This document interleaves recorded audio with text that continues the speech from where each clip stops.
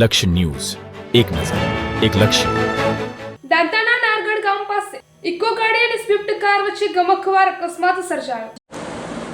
બનાસકાંઠા જિલ્લાના દાંતા તાલુકામાંથી એક મોટા અકસ્માતના સમાચાર સામે આવી રહ્યા છે.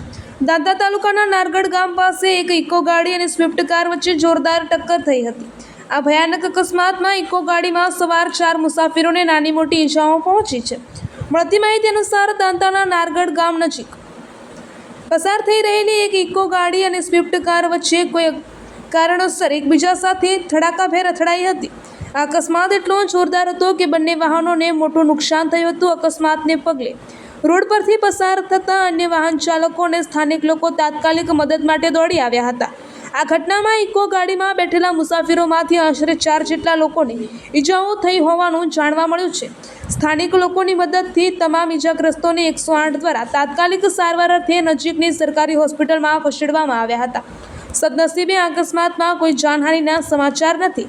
અકસ્માતને પગલે હાઈવે પર થોડા સમય માટે ટ્રાફિક જામની સ્થિતિ સર્જાઈ હતી. ઘટનાની જાણ થતાં જ સ્થાનિક પોલીસ કાફલો પણ ઘટના સ્થળે પહોંચી ગયો હતો અને અકસ્માતનો ગુનો નોંધી આગળની કાયદેસરની કાર્યવાહી હાથ ધરી છે.